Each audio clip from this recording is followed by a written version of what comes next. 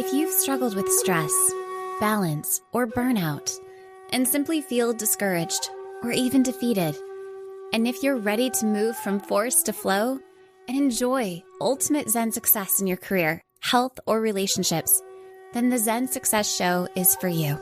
Your host, Carissa Sims, is an entrepreneur, corporate consultant, best-selling author, meditation teacher, and healer who has found her own Zen success. Here's your host, Carissa Sims.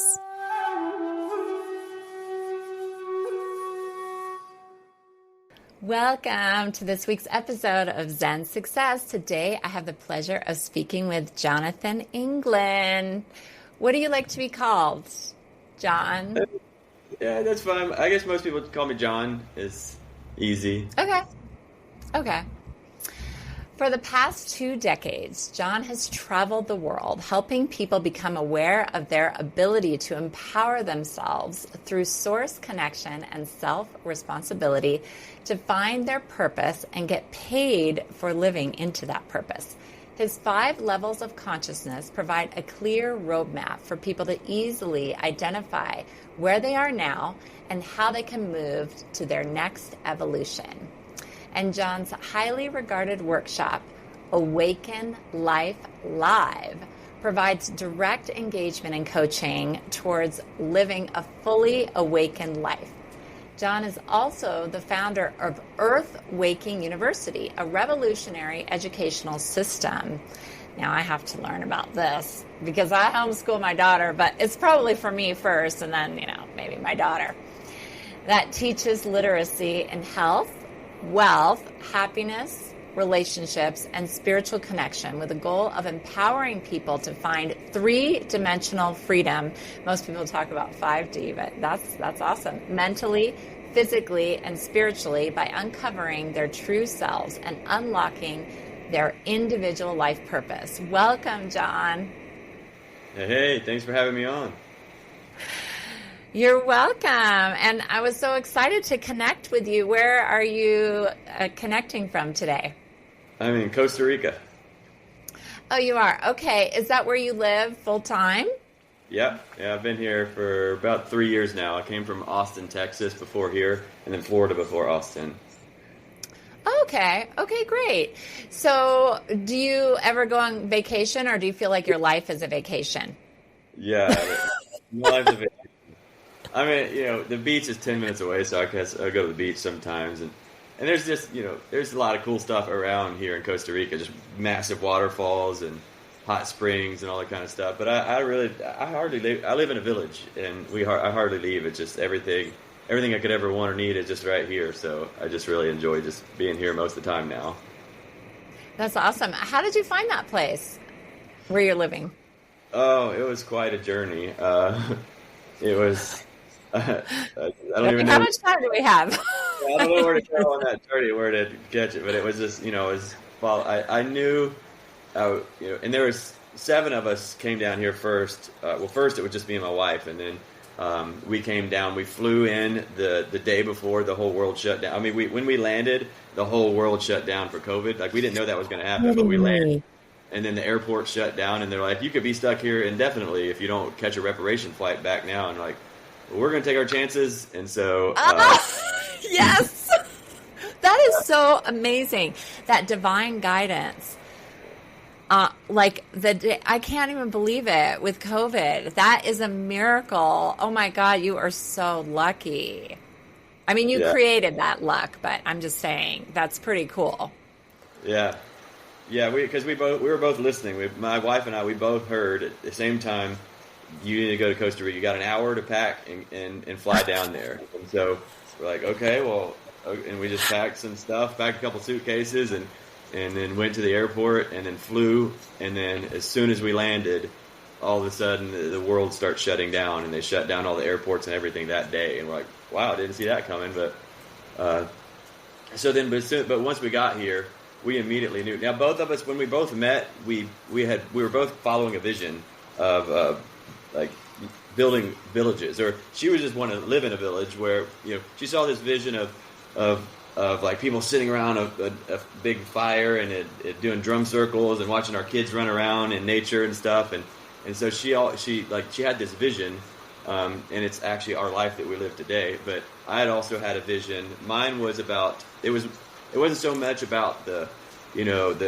connecting with nature. Mine was connecting with people, and how it happened was because I'd done a lot of personal development, going to like all these events, like Tony Robbins events and everything, and I've invested over $500,000 in personal development. But when I would go to these events, all the people there are so inspired, and they got goals, and everybody's like, yeah. And then you say, hey, tell somebody your dream, and they're like, wow, cool, how can I support you? And it's like really great. But then I would go back to what I call the old world, where everybody, you got a big inspired goal or vision, and people are kind of like, no, that's stupid, you shouldn't do that, you need to just, and like, what? Like, and I was like, why do I have to go back to this world? Why can't I just live in a world with this type of people? And so that was my vision. To never have to leave, go to an event, a transformational event, and never have to leave. And so that was my vision for the villages. So, but we were both heading for villages. She wanted to raise a family, and it takes a village to raise a baby, to raise a family, do anything beautiful. And so that's what she was headed towards, and I was just headed towards actually having a family of people, a community of people that are inspired and inspire each other and support each other on doing big things in the world. So that's amazing. And so how did you guys meet? Did you meet at an event?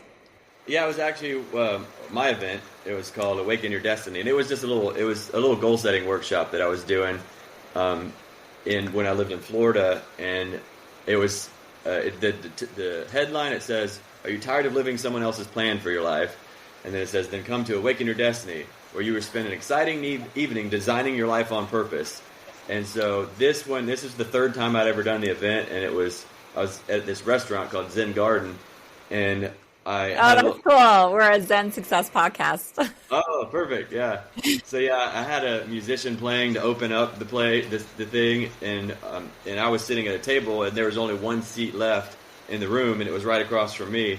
And she showed up. She didn't know me. She didn't know that I was the one leading, and she sat right across from me. And then the musician stopped, and I got up there and started to lead. And she's like, "Oh, well, you're the one leading." And so that was we at that moment, like at that event, we both knew that both of our destinies had gotten awakened that night. We were each other's destiny. So that's how it all began. Oh my God, that's so beautiful that you met your wife at your own Awaken Your Destiny event. That is so cool. I love it because it's like you're on purpose and trusting that your destiny is coming. And there it was, like you being out there and putting your heart out and living your mission. Well, when was the moment that you realized that you had unlimited potential within you? So there was this, a series of events, because my book is called If I Die Before I Wake, and it's these 5 steps. It's a 5-step roadmap. When you transcend each level, it's like a new awakening. It's a new, possibility. But so from level 1 to level 2, level 1 is called disoriented, where you don't know where you're going. You're just it's the victim mentality where most of humanity's in. And they're reacting and just like, I would call it asleep, maybe. Disoriented, you call it. Yeah, asleep, and you're just like, I'm doing the best that I can, but I got dealt a crappy hand, so poor me. And so they don't know where they're going because they don't know that they can decide where they're going. They just think that they're like a pinball getting bounced around.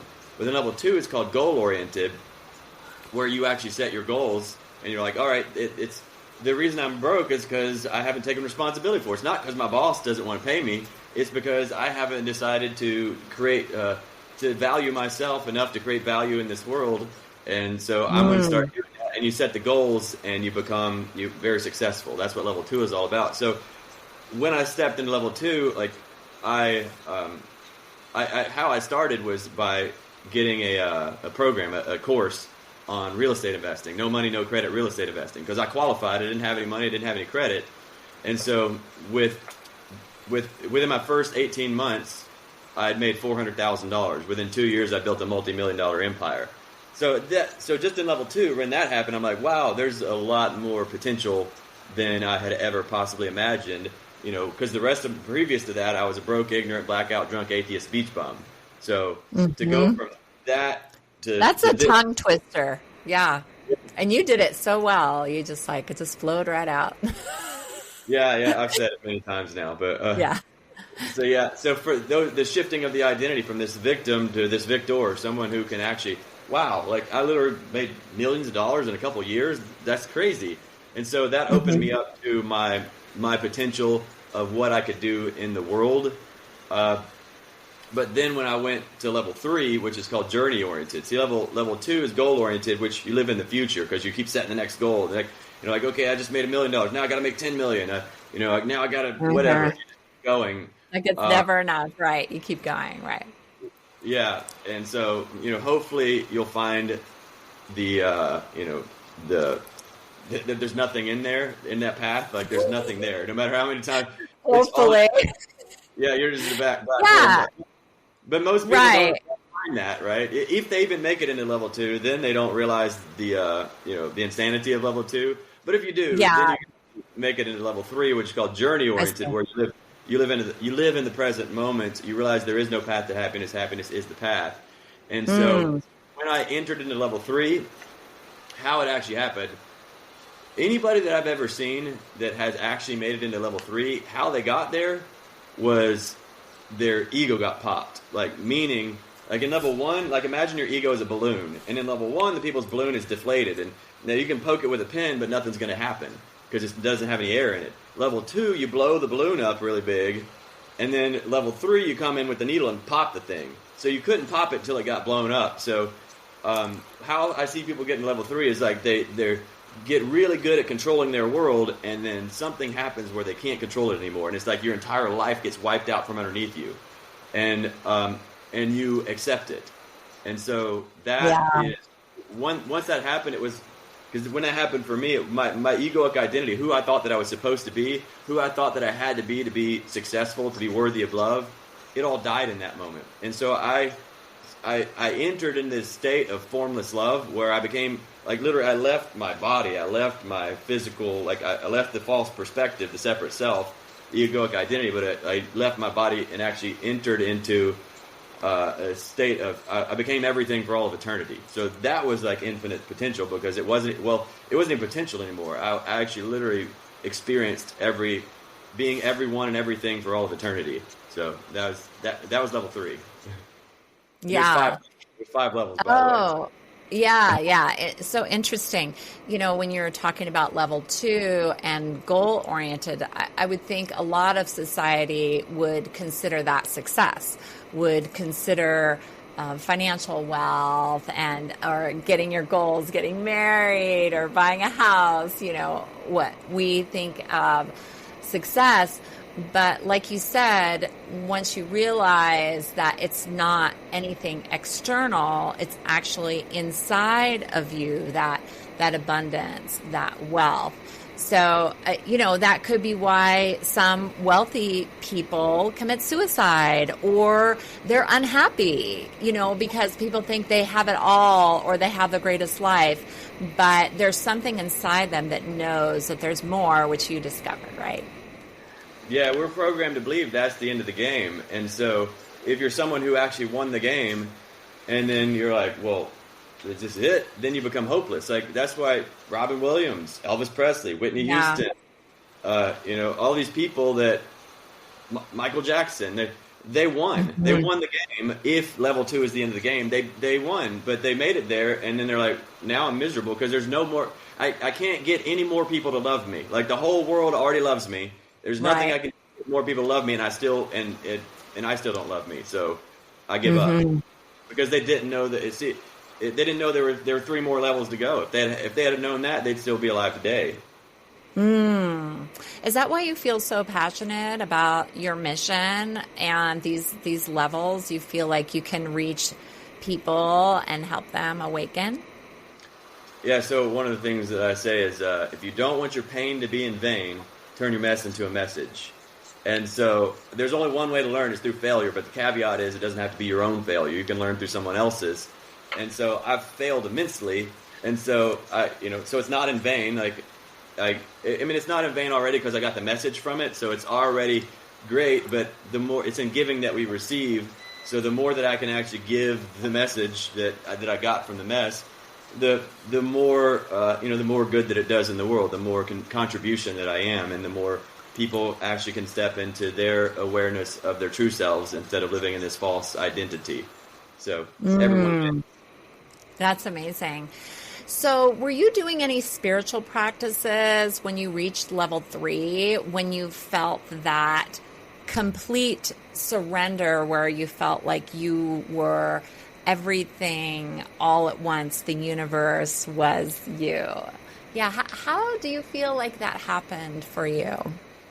So yes, I was definitely doing spiritual practices. Like, I guess the core of it was that I would say I'd give the most benefit to would be meditation, because in the meditation, like what starts to happen is the separation, or you become aware of the separation between the observer and the observed. Like you start to watch thoughts, because before I was meditating, I was thinking I was my thoughts. I didn't know that there's a me and there's the thoughts that are coming through, and the thoughts that are coming through are just like passing clouds. I didn't know that. I was identified with them. I thought those are my thoughts. Well, you don't have any thoughts. There's thoughts that are just passing through. And so it created the space, but at the same time, I was still in level 2. So the space was being created, yet I was still trying to live on the surface of trying to create a world that would it's really to make me happy, but I thought what was going to make me happy was to make my family happy. So I was doing everything. The reason I became so wealthy, so successful, is because I was trying to make my family happy. I was like, if I could just give them a life that they'd want, then they can be happy. But what I started to notice is the more that I would give them everything that they want, like nobody has to work anymore. We're all going on vacation all the time. We're doing everything we could possibly want to do, yet everyone's getting more miserable. I'm like, this doesn't make any sense. So I just kept trying harder and harder and harder. But the harder I tried, the worse it got. And it got to the point where my girlfriend at the time was taking 20 Oxycontin a day. My mom was on hospice, about to die. The hospice nurses said, she's going to be dead in 2 weeks, 100% chance of death within the next 30 days, so you need to prepare. My girlfriend at the time, she had twin boys. They're teenage twin boys, and they're all on drugs and punching each other. Oh, no. So that's what you mean when you say family, because I know you said you're married now. So you had a girlfriend who had 2 kids. So that was like your family, and then your mom. You brought your mom into it too. Mm-hmm. Yeah. So it was like I was doing everything right. I did everything to be the good son, to be the good dad, to be the good partner. I did everything I could ever possibly do, and it wasn't working. And it got to the point where I finally just laid down my head and said, I failed. I'm a failure. And so I'd never said that before, because I was always it ain't over till I win, right? So I'm just going to keep going. And so now 2 things was happening. One, there was the space being created through the meditation of who I am versus what I'm doing. And so there was that going on, but I was also equally enrolled and involved in what I was doing, because I thought what I was doing was going to make people happy, which would then make me happy. And so it was like the split was occurring. It's like because they were going further and further away from each other, like who I am and who I'm not, and they're both going all the way. And then it just like it like popped to where who I'm not died, because I saw that I couldn't do it. I said I failed, I'm a failure, but as soon as I said that, this weight lifts off my shoulders. And I was like, what was that? And it's like this phoenix emerged. But what it was everything that I thought that I had to be died, because I'd already given everything to be it. There was nothing left in me. I gave my whole heart and soul, everything, and there was nothing left of me, and I couldn't be it. So if I'm not that, then what am I? And that's when my life was no longer trapped in an answer. I entered into the question. And so the answer to that, well, what am I? Who am I? When he asked that question, if you truly ask it, if you truly mean it, and you really want to know, well, you're everything. There's it's so you perceiving yourself as the wave, but you're the ocean. And so I entered into the ocean. The wave subsided, and I was back into the ocean, and that was the level 3 experience. But it was the mixture of doing everything that I could in the world to try to be who I thought that I needed to be, so that people would love me, and also doing the meditation to just being connected to the stillness of who I am, so the full on ocean or full on wave and full on ocean, until the ocean crashed on the shore, and then it washed back in, and then I was the ocean.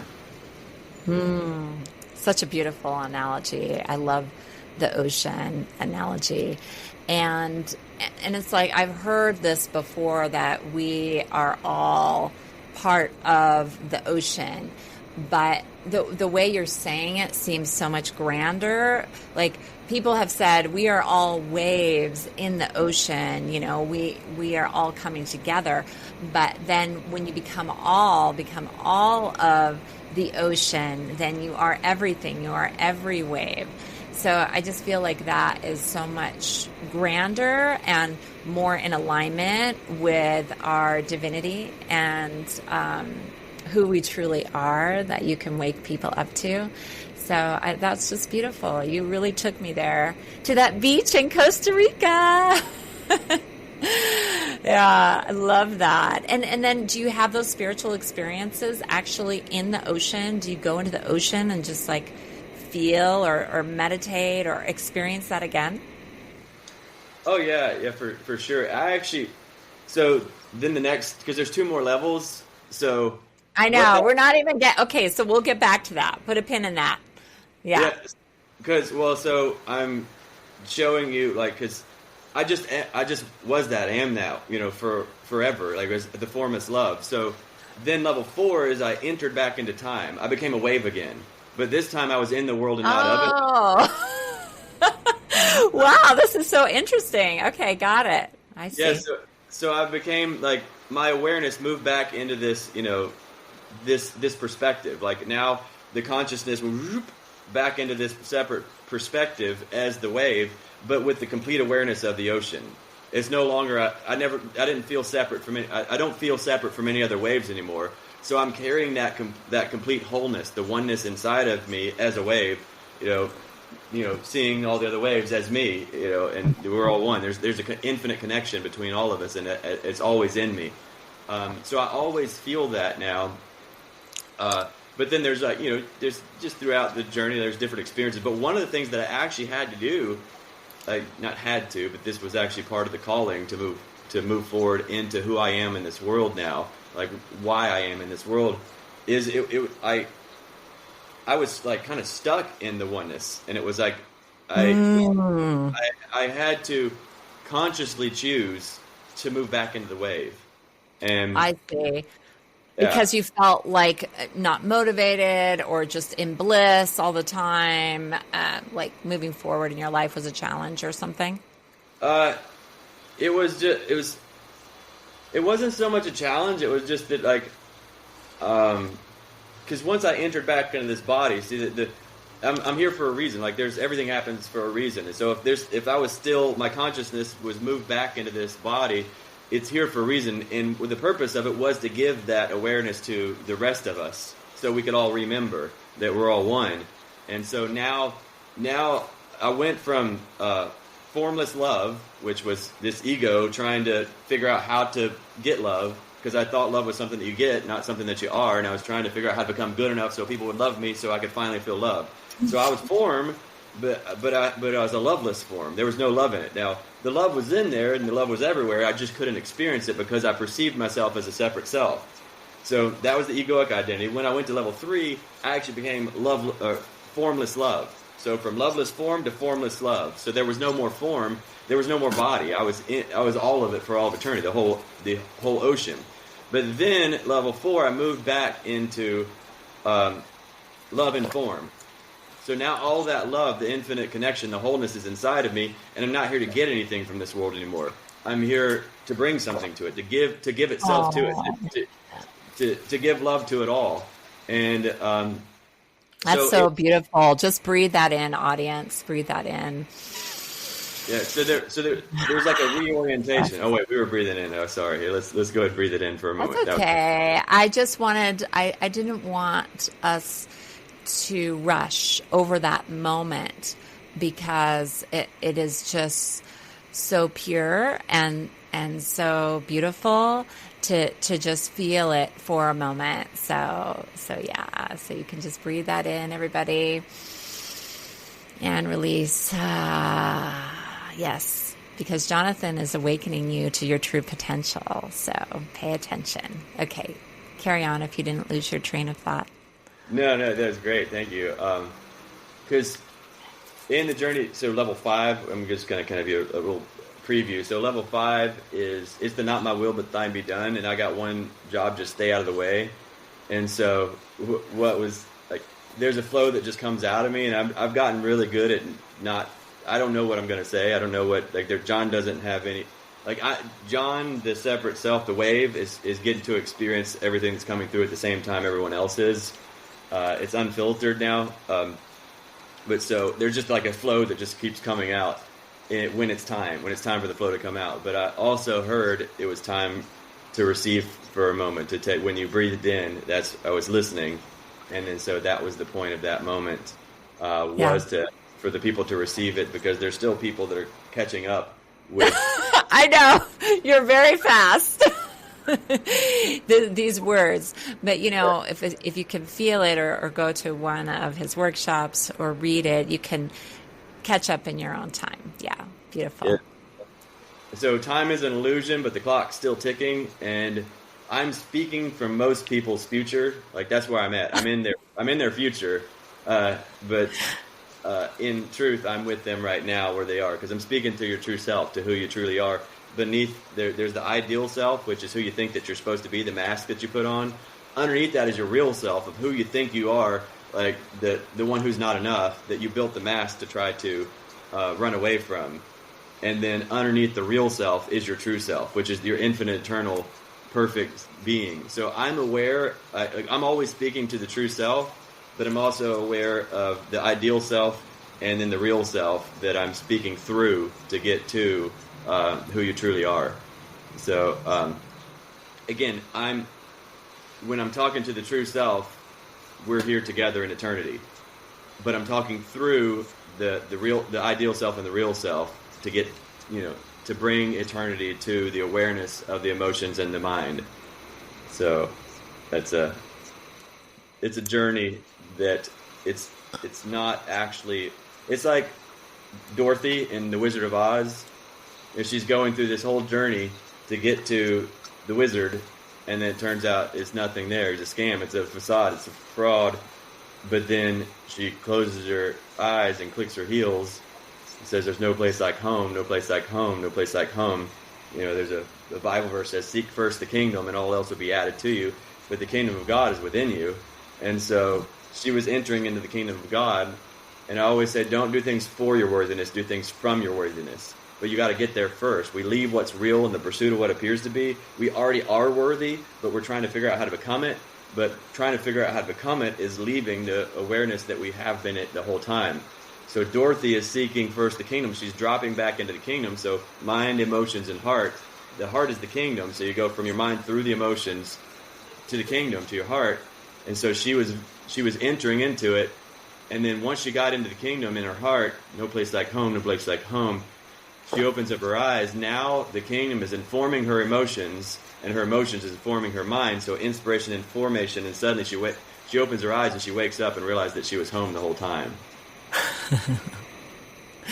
Yeah, beautiful. And so the analogy might be that our home is inside of us, is our spirit, is everything we could ever want or need or desire. Is that what you mean in that analogy?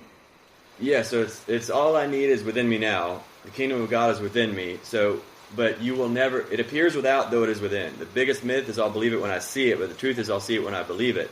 So you drop into the kingdom to where everything that you could ever want, you've already got. There's no lacking. So you don't, it's not, when you're level 2 and you're setting the goals and like, I want to build a business. I want to, a nice house. You don't actually want the business. You don't actually want the house. You want what you think the business and the house are going to give you. The feeling that you think it's going to give you. Like, right. Or the status, or like you said, the love. You thought you were going to receive love from your family when you were successful. Yeah. So once you've let that go, you drop into the kingdom and you realize, oh, I'm what I've been looking for. It's been in me the whole time. And now that you have everything, you step back into the world. So you open your eyes. Now it appears without, though it is within. Once you found the kingdom within, then the kingdom starts to appear without. And so, but you got to go there first. It's an inside job. It's from the inside out. most people are living from the outside in. It's like they're trying to shave a mustache off the mirror. Like, why is the mustache not going away? Well, you got to shave it off your face, and then it'll go away there. So the dropping in, finding everything that you're looking for. It's not even finding it. It's remembering that it's always been there. And again, we leave what's real in the pursuit of what appears to be. What you believe to be true is true for you, even if it's a lie. So most people think there's something missing from them. They think that they're not enough. Almost everyone thinks they're not enough and there's something missing. So from that belief, they create a false identity on the one that has to go get it, has to gain things. But when you drop the kingdom, there's nothing more missing. And then from that place, again, don't do it for your worthiness, do it from your worthiness. Don't do it for the kingdom, don't build a kingdom. Do it from the kingdom. I'm already in the kingdom, and this is why I'm taking these actions. It's because I'm in the kingdom, and the things that are coming out of me are starting to sow the seeds of the kingdom in the world around me, so it starts to reflect back to me the kingdom that I'm already in on the inside. It starts to be revealed to me. I receive it on the outside. And then, did you say what level 5 was? So level 4 is called value-oriented. So in level 3, you find everything that you're looking for. You realize it was in you the whole time. You are it. You are everything. There's nothing out there that you got to go get. Like, that's part of you. Everything is part of you. So now you're whole and complete. Level 4, you enter back into the wave. Right now you're a wave again, but you're not a wave. Like, I got to figure out how to get connected with. I got to catch that other wave. Like, you're not a wave trying to catch up to another wave so that you can feel complete, because there's a yearning inside of you, something missing. There's nothing missing. So level 4 is called value-oriented, because now you start to overflow. You're not a black hole anymore. You're a supernova. You're not a drain. You're a fountain. There's nothing in you that's lacking. You're not here in this world to get anything. You're in this world to give something. And so that starts to come out of you with no attachment to outcome. There's no giving to get. You're not like, here, I'll give you a back rub. Okay, where's mine? Like, well, you didn't give me one, so there's something missing from me. That's all gone because you're whole and complete already. So then, but the problem with level 4, the problem opportunity is you can't. Problem is always an opportunity, right, John? Yeah. Is that you can't see the picture when you're inside of it. So level 3, you leave the picture. You're not inside of it. You are it. Level 4, you move back into the picture, so you can't see the whole thing. And so, example of this is, imagine you see somebody standing on the side of a cliff, and it looks to you like they're falling. And you're like, oh, well, I'm going to go help them out. I'm not trying to get anything. It's not for acknowledgement. It's not for any reason other than this is just the right thing to do. So I'm going to go help them out and go pull them back and save them. And so you go do that, and you're like, hey, thank you, you're welcome. And then they're like, what did you just do? I'm like, it looked like you were falling. I'm sorry.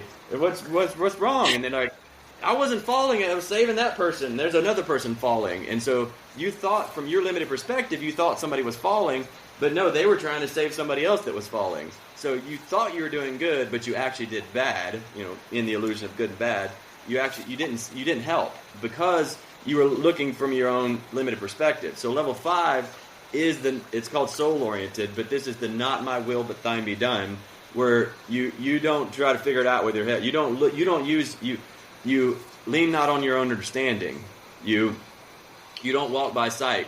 You walk by faith. So I'm not looking and saying, I'm not deciding for myself, and if I'm supposed to help this person. I'm asking, and I'm completely submitted. I'm completely surrendered to the oneness that I was aware of in level 4, but it was in me. But in level 5, it's like the two merge, right? And how it merges, it's like it's kind of like a GPS system suddenly. Where in level 4, I'm driving down the road and I'm like, all right, this is the way that I need to go. But now my GPS says, no, take a left here. I'm like, no, I need to go straight. I've been this way 1,000 times, but GPS is like, no, go left. And I'm like, you know what? No, I'm going straight because I've been this way. I know what I'm doing. But then two hours down the road, there's a bridge out. And you're like, oh, I got to turn around and go back. So level 5, you get the GPS system, so you don't need to be turning around and go back anymore. You'll know in the moment exactly from the highest perspective what this wave needs to do. Interesting. And you think that you and your wife were operating from this level 5 in that trusting to go to Costa Rica. Absolutely. Yes. Yeah. We didn't ask questions. We're like, that doesn't make any sense. Like an hour to pack? Like that? How long are going to be gone? Like, and what do I need to pack for? And we didn't get any of these answers. We just got the command. And so we did it. And if we would have got the answers, we'd have been like, well, hold on now. Because we had a life going on that we didn't know we were going to be gone for, never coming back. Now, we did wind up coming back after 4 months. We went back for a month to kind of tie some things up, and then we came back down here. But, it was just, listening and saying yes to what we did. We don't even know what we're saying yes to. And so the opportunity, so we said in level 4, the problem is you can't see the picture when you're inside of it, but the opportunity, what's really great about that, when you let that go, where I don't need to see the picture. I don't need to know. The weight, all the weight just lifts off, and then you're like walking on water. You're not trying to figure it out. You're not chess gaming life anymore. There's no weight on your shoulders, and you just walk and watch miracles just start to occur around you. Like, wow, that's pretty cool. And you just get to witness miracles around you all the time that you as a wave could have never produced. Yeah, and also I'm going to share my perspective a little bit on that. I feel that miracles were always happening around you or like the other person, but it's that next level where you weren't seeing it. You weren't seeing it as a miracle. You weren't paying attention. You were so, like, if you're in level 2, goal-oriented, or maybe like how your consciousness was before when you were drinking and in that state is asleep. So these miracles are opportunities. I feel like sometimes the universe is always giving them to you, but will you pay attention? Yes, that's true. Yes. And so miracles, specifically speaking, so everything is a miracle, right? And it's a miracle. That's true. That's a good point. That we're talking, and but in this, like speaking of now, I'm talking about how like literally people who are like. By the way, my mom, she didn't die. My mom's now all the doctors, all the hospice nurses, they said she had a 100% chance of death within a month. Now here we are 8 years later. She lives in Costa Rica with me. That's a miracle. Woohoo! Congratulations! I'm so happy for you and your family. That's incredible. So that's what I mean by miracles. Like the impossible. Like that's literally impossible. If you'd have asked anybody, all the experts, they said she has to die. There's no other option. But the miracle occurred. And things like... Because you co-created that. I will say, I feel like you co-created that with your energy and the universe. What do you think about that? Yeah, absolutely. Because it was the surrender. Because if we're looking for our perspective, that's impossible. We can't figure out how to make that happen. So, I mean, like an acorn turning into an oak tree is a miracle. We don't know how to do that. So our job is not to make the miracle occur. Ours is to stay out of the way and let it happen. When you start trying to figure out how to control it all, now you're disconnecting yourself from the miracles. But a miracle is just a collapsing of time. You think it's going to take time. You think it's going to take all this stuff for that thing to happen. No, it doesn't take all that stuff. All that you believing it takes all that stuff is what's blocking the miracle from occurring, from something that was impossible. Like literally to all the people that in the old world, these things are impossible. But I mean, she's not the only one that has happened with. Like I've had 4 people specifically that have showed up into my reality to our events. Like an online event. We've got an online event. People show up, and they're literally on their deathbed in hospice, and then and they're a miracle. They're completely healed. 100% chance of death, and they're completely healed. So and just health miracles are just one. We had like money miracles, where $100,000 just pops out literally out of thin air. Like literally, they're 50,000. Just like there's no way that you could connect. Okay, I did this and that, and that's what made that. No, it's just out of nowhere. Just all kinds of miracles like that start to occur. That's amazing. When you get out of the way.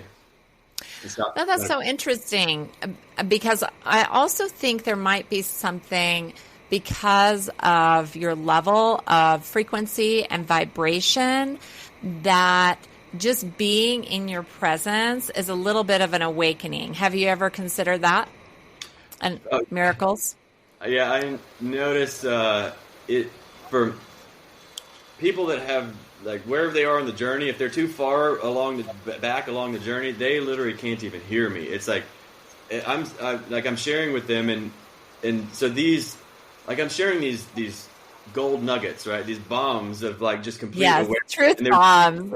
Yeah. It's like a sermon of a church, but like the truth. Yeah, and so there's a depth of wisdom and awareness inside of each one of there's entire worlds, and each of these little phrases that I've encompassed an entire world, an entire revelation inside of a little phrase, and like bloop, and I'm just sharing like a series of those. But people that are like still way back there, it's like there's just they're looking at me like, which may happen to some people in our audience here, yeah. And the reason they're doing it is because in the old world, we're trying to compartmentalize everything. We're trying to put everything in a box because we put ourselves in a box. We think that we're this false identity, like, who am I? And then we're trying to get our hairdo right and getting the right clothes on and say the right things the right way. And so we're boxing ourselves. So then we're looking on the outside, trying to put the things in the outside in a box. And so people are looking at me and they're like, what box does he fit in? Is he Christian? Is he New Age? Is he atheist? Is he a Democrat? Is he a Republican? Like, then they're trying to figure out. They want to put you in. You're not going to go, are you? You're not going to go in that box, are you? But they're allowed to put me inside of their own mind in any box that they want to, but I don't actually fit in, and that's what's confusing to them because they're trying. They're like, but then it's like, I just keep popping out of it. I'm not trying to pop out of it. It's just as I'm just being me. They're like, shit, he doesn't fit. So it's so funny because that's one of my sayings is you can't put me in a box because people ask me, what do you do? And I could go on and on. But I'm just like, well, you can't put me in a box, And so I'm feeling like really aligned with that. Yeah. So my potency is I'm here for people who love the truth and want to live the truth. And so if someone is not made that decision yet, then I'm like very difficult to receive. It's like once you've made that decision, you've shifted. You've got a new lens on that you're looking through life in, and so then you can actually see me. But you'll at least want to see. You're not going to hear. I'm saying things that are sowing seeds that you might have got a revelation by one of the things that I said, but even the revelation that you got from it is just it's not the depth of where it came from, and it's gonna continue working on you.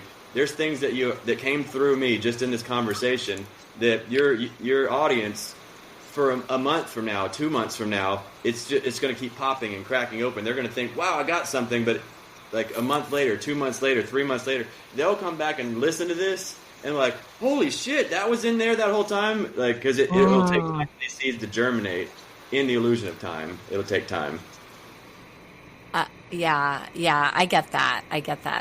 That's interesting, and I can have that effect on people sometimes where I repel them because of my authenticity and speaking my truth, and I feel that they're not ready for that in their life.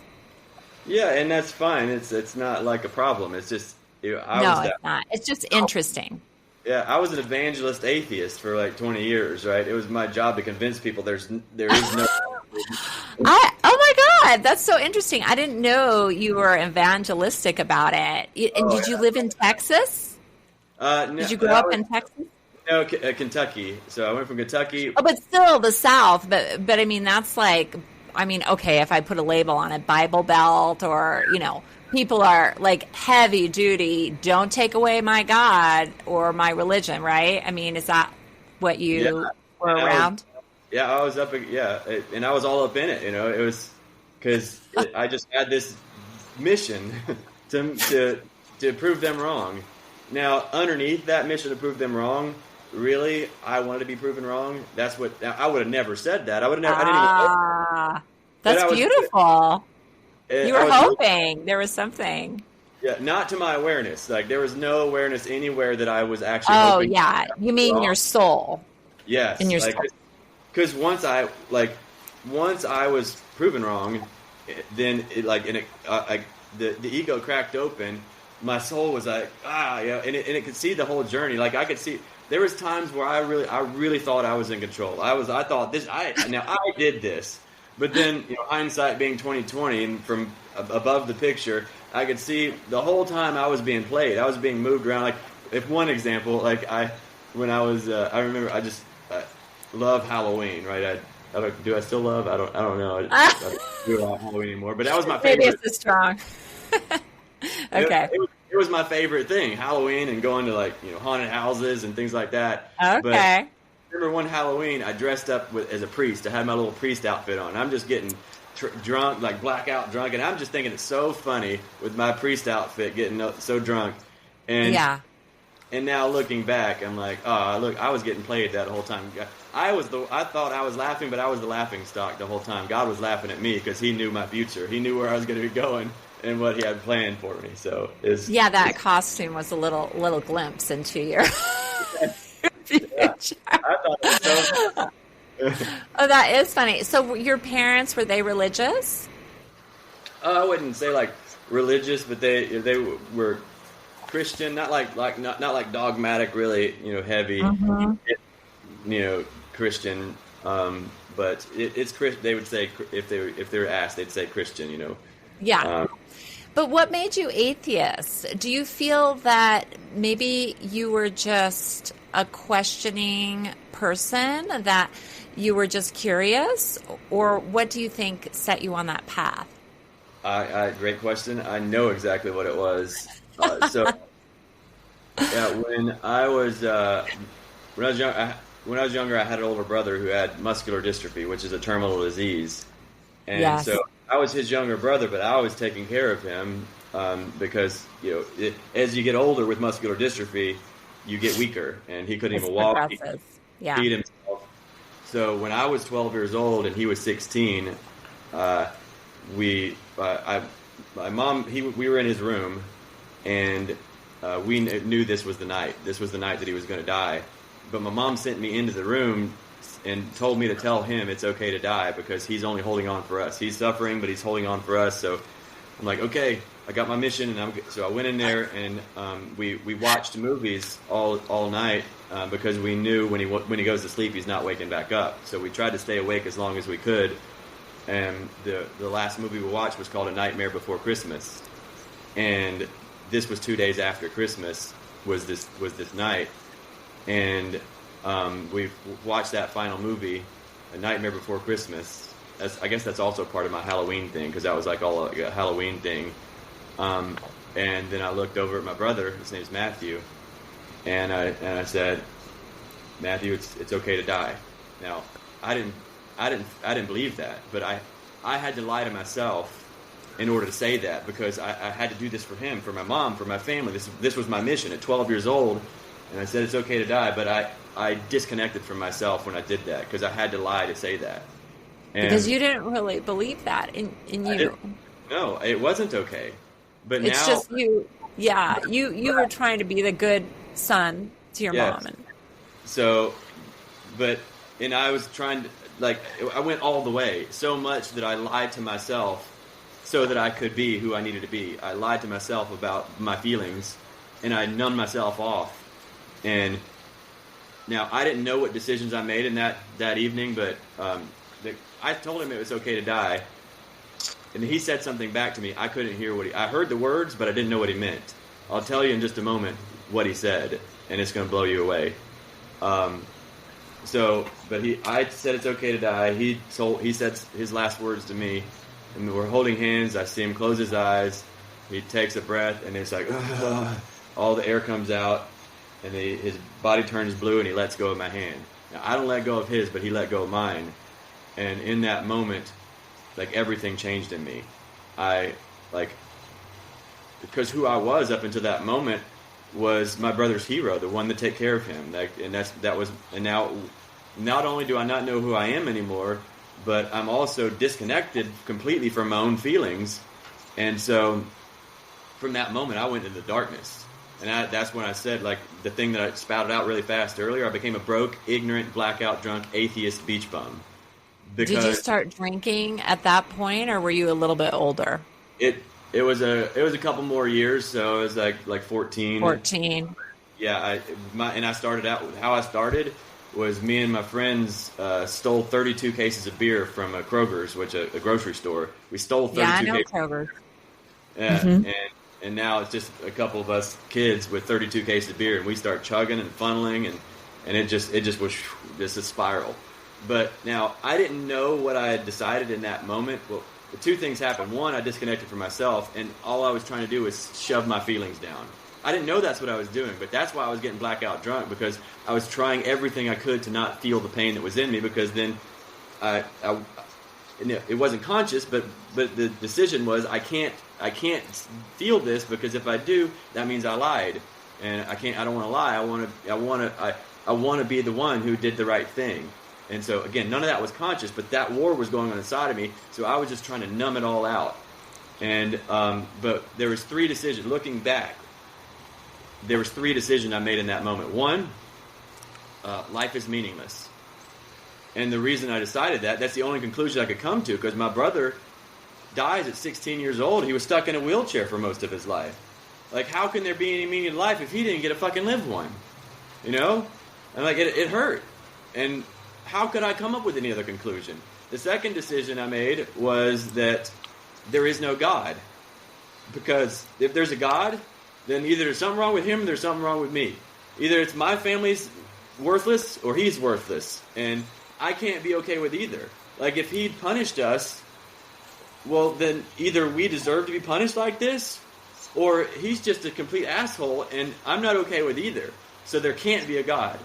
And the third thing that I decided was I had failed love, because I thought it was my role to save my brother. If I could save my brother, I could save my family, because that's why my parents got divorced, was because he was going to die.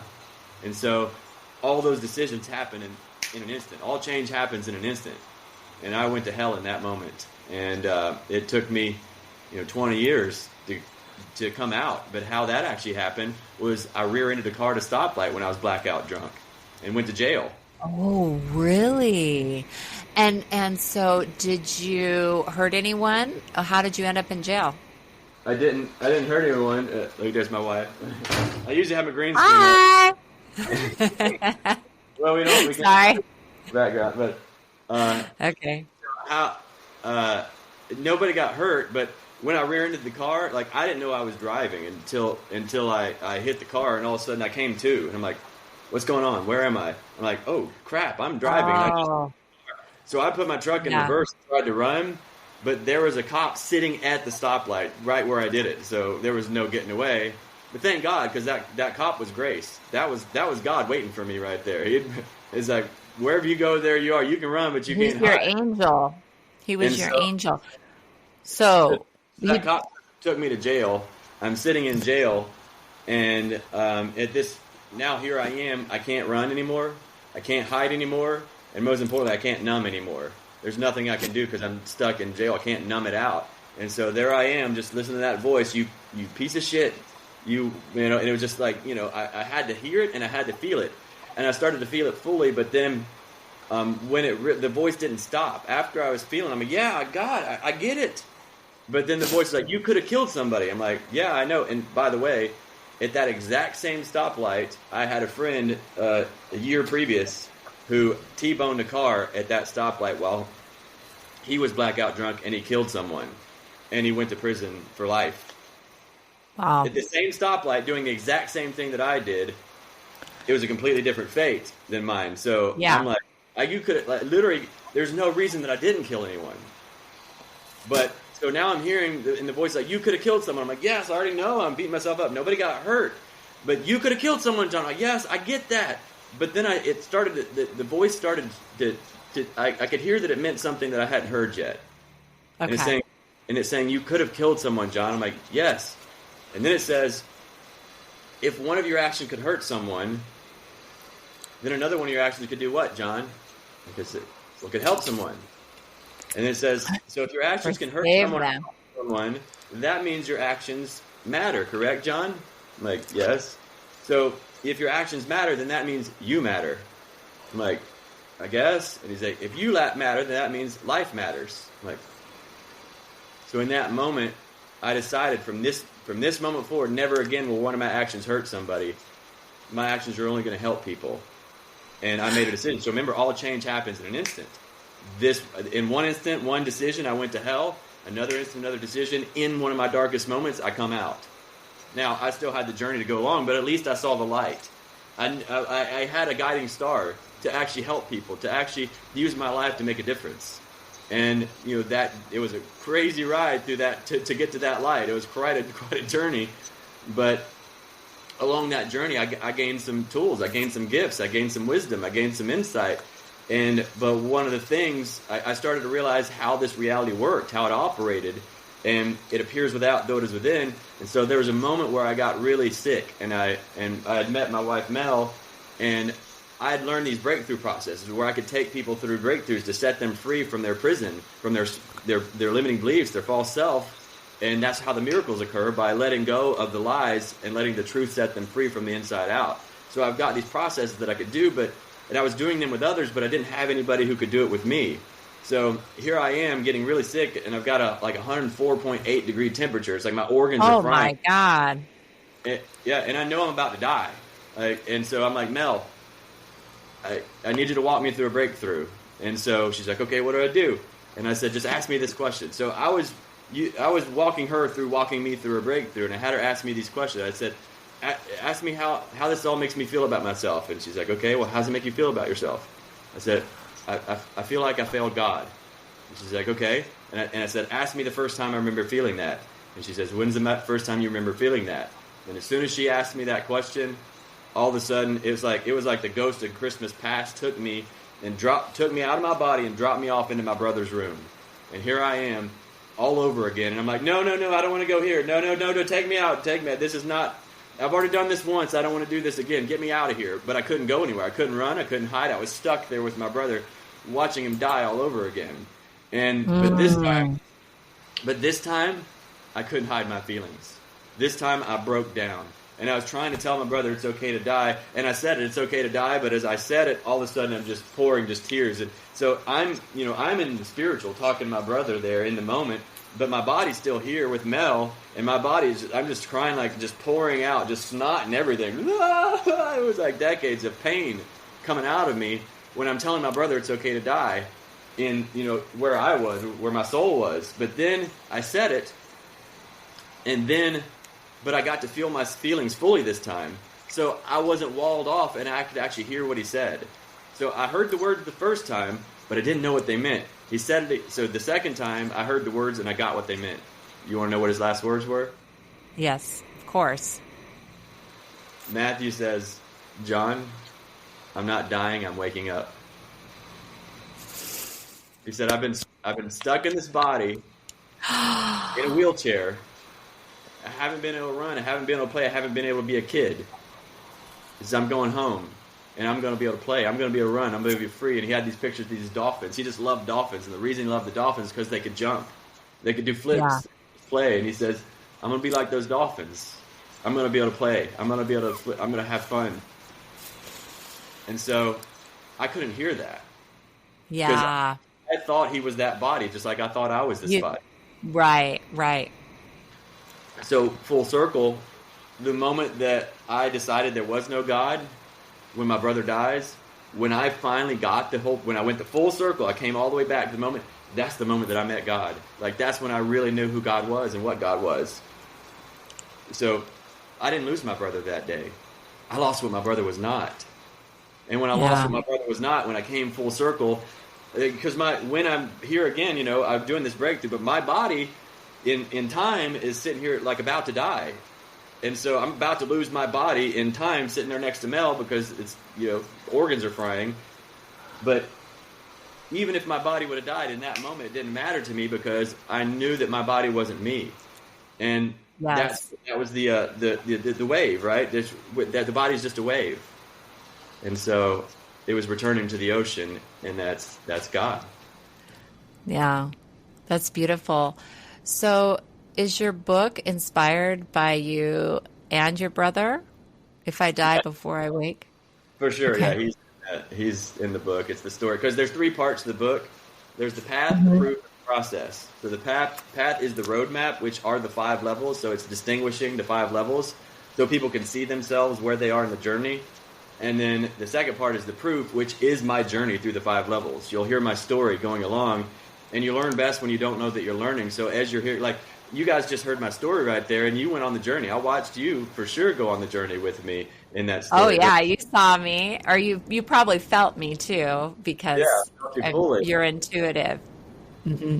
So Yeah. your listeners went on that journey as well. But so my book, that whole journey is in there, but it's also sharing you, like as you're seeing the shifts that happen inside of me along the journey, it starts to happen in you as well. And the third part is the process, which are basically the when I said if you don't want your pain to be in vain, turn your mess into a message.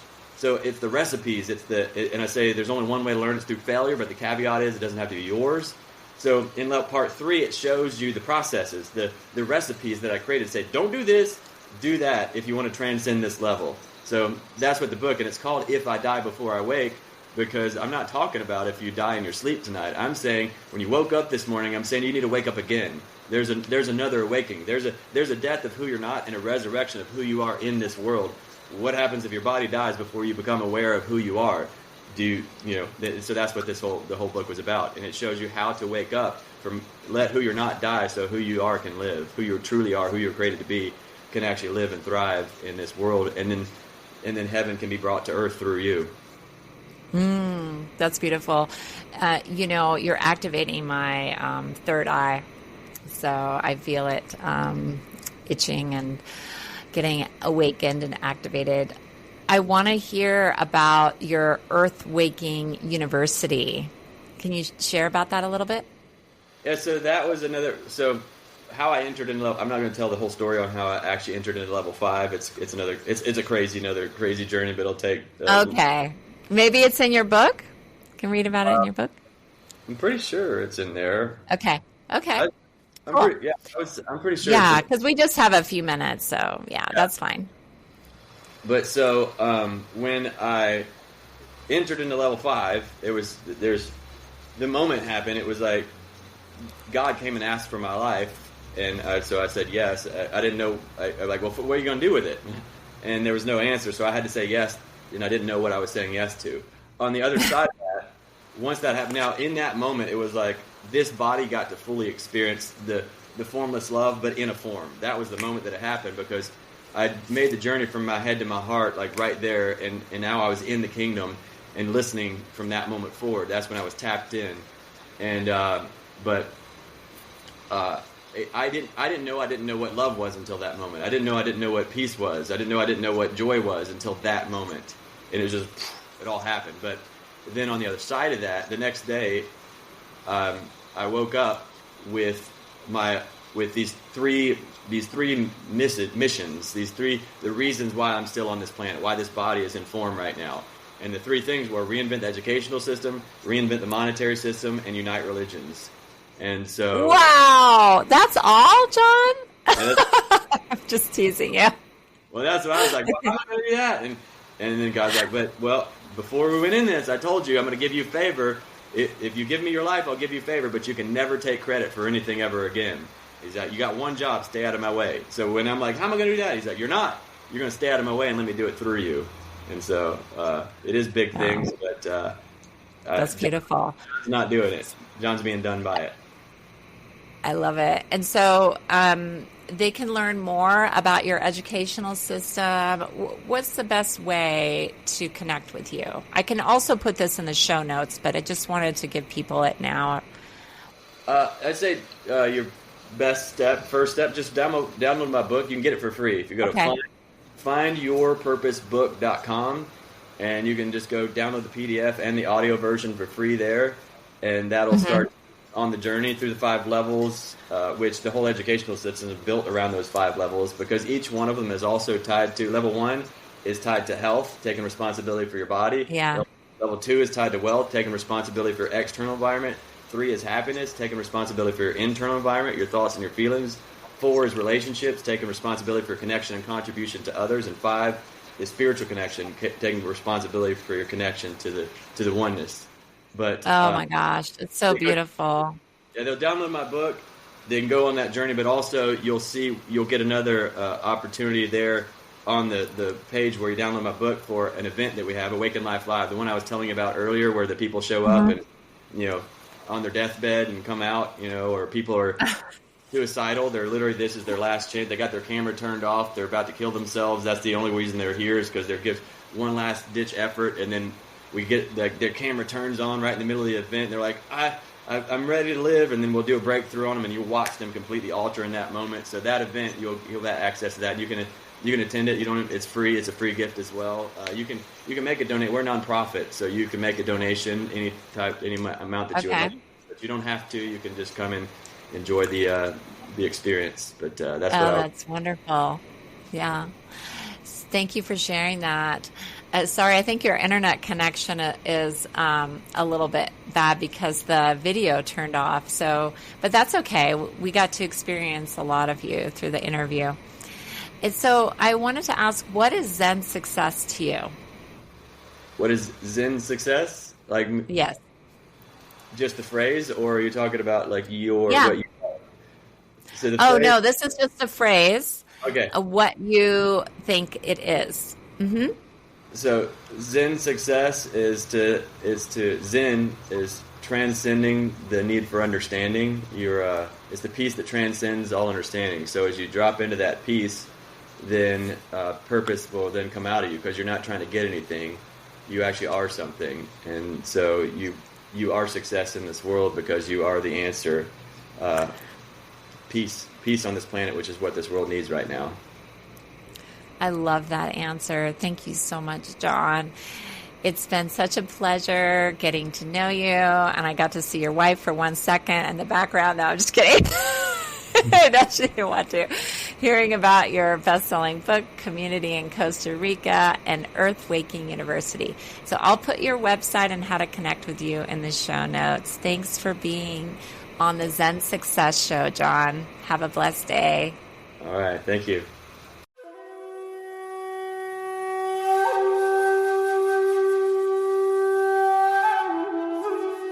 That's it for today's episode of Zen Success.